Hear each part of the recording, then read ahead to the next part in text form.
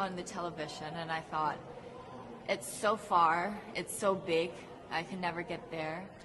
But to actually be here right now, knowing that in just a couple of days I'll be on that stage, whew, I'm just so incredibly happy, and to be representing for my home country, Thailand. I'm in awe, I'm in shock, and it's the best feeling in the world. I'm so blessed to be here. And I cannot wait to be on that stage and really perform and make my country proud. Well, first of all, congratulations. How does it feel to be here? Thank you. It feels amazing. I cannot believe that I'm here. You know, with the COVID situation, I'm so glad that we're all here and that there's so many girls that are able to be a part of this competition. And what it makes me realize is that the world isn't that big. When you see all the girls in the auditorium together from different countries, and everyone is so nice and so lovely, they're so warm, and I can't wait to get to know everyone. And also it's so unique to see that everyone was born into such different cultures, different languages, but we're all here together to tell our stories. And tell me about your journey, your road to getting here, you know. Just I know you obviously was Thailand, but the physical journey to get here, did you just hop on a plane and get here, and was that easy or no? Oh my goodness. Well, Thailand is very far away. That's one thing. And I really had to, it wasn't a struggle to get the visa, but it was a long process. And when I got the visa, I was very excited. But the journey here, the physical journey, if you can believe it, it was more than 30 hours, all the way from Thailand, yes. So I had to make a stop at Istanbul, and the layover was 8 hours there. Oh my goodness. But it was so amazing. I'm so blessed that some of my teams were able to come with me as well, my national directors. So they were there to keep me company, making sure that I'm okay, and, you know, giving all the support. And in a world of COVID where you can't have family and friends, you know, come with you potentially, Yes. How important is that support here on the ground? How important is it to know that, you know, people at home are behind you? Oh my, it's absolutely everything. Knowing that you've got that support, it is the motivation that keeps me going every day. Every time I see a message online and they're saying that they're supporting Thailand, and you know, it's so nice to see the nation coming together to support their candidate, to support their representative, and it's just how a country thrives. Because we cannot thrive alone, we have to move forward together. Yeah.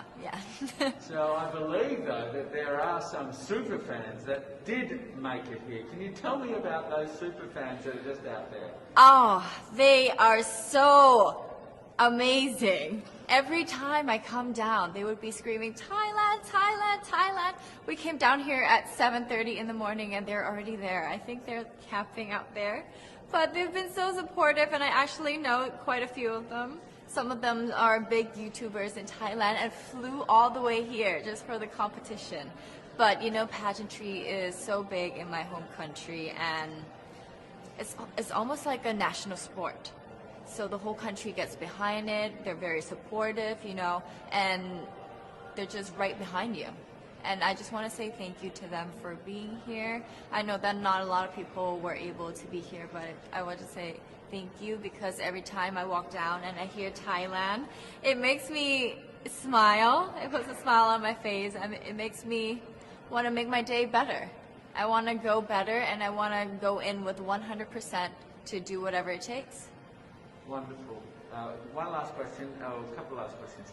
How has it been on the ground? How has, you know, the week sort of been unfolding? What is your day-to-day like? Give your fans at home and give our viewers a sense of what it's like. What is it like here? It is incredible. It's an incredible journey to have been able to meet all of the girls, because you know, when you know of each other online and you've been messaging, you're on WhatsApp, there's a WhatsApp group, you've been talking, but then to actually come here and meet them in reality, it's just a whole different feeling. And it's just so nice to get to know them better and to know their stories, because each of them are so inspiring and they're so empowering. and they have different stories that make them the woman that they are today. And I think it's just unique to get to know them. In some countries, sport is like the national pastime. That's But in true. the Philippines, some might say that pageantry is the pastime. That's true. You know what? In the Philippines, we have pageants all over the places. Yes, we have pageants in the barangay, in school, national, local. That's why we really love Miss Universe. It's like it's giving pride and putting the Philippines back on the pedestal. That's why there's an added pressure as a candidate coming from a pageant-loving country. But it's a good pressure. I always look up to our former Miss Universe Philippines. They really did well in the competition. And now this is my time to show who I am, to offer what Rabiya can show to the rest of the universe. So I'm very happy. And at the same time, I'm excited to make all my kababayans proud. And hopefully I do. Why do you think it is that the Philippines love pageants? They have appreciation for beauty. We do love pageant because we used to think that we wanted to be included in the world, I have to be honest, in the Philippines, my skin color used to be not the standard of beauty. I was obsessed whitening my skin because these are the kinds of beauty queen we see on the mainstream. But things were different now.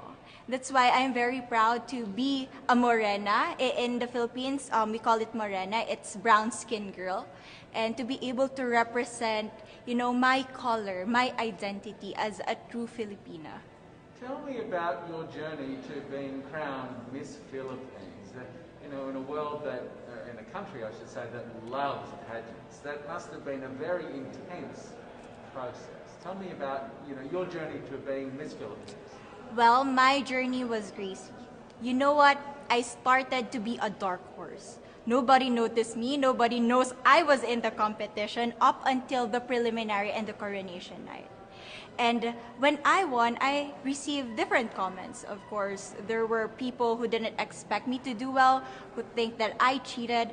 That's why I need to redeem myself in Miss Universe. I really need to do well in this competition. And the thing is, I love pressure.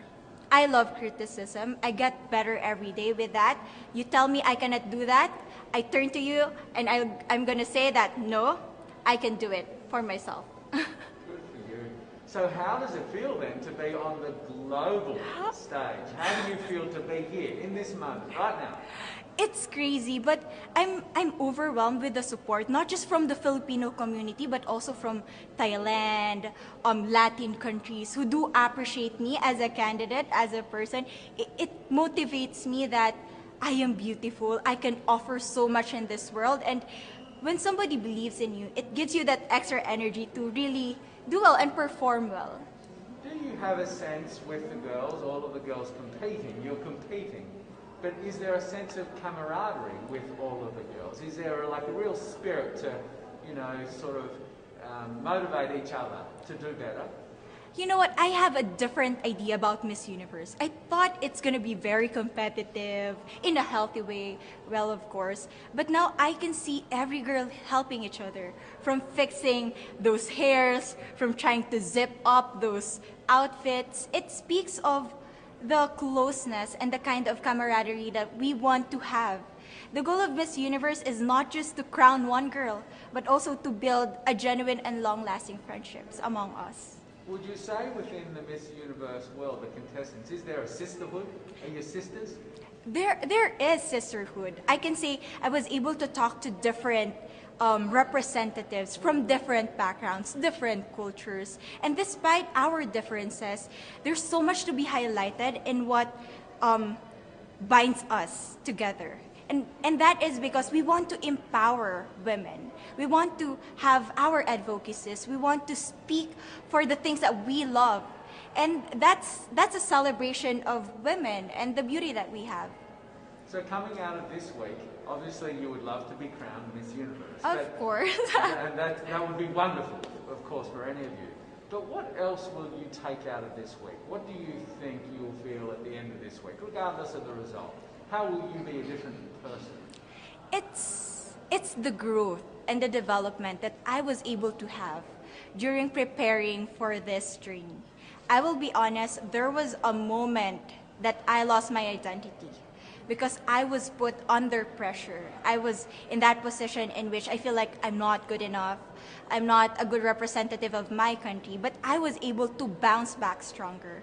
And if I was able to do that for Miss Universe, I will be able to do that in life. That is my greatest takeaway from Miss Universe. Okay, so the Philippines have huge amount of fans. Yes. I want you to give us a little bit of a message to the fans here and at home. But send a message. What would you say to all the fans in the Philippines? To all my fans from the Philippines and from all over the world, maraming salamat po. Thank you so much for loving me and for believing in me. It means a lot to somebody who is so naive in this industry, who has no idea how to become a beauty queen on the first day of my journey. But because of your love and support, I was able to be the woman that I am today. And regardless of the result, I may or I may not win the crown, but one thing is for sure, I'm gonna make you all proud.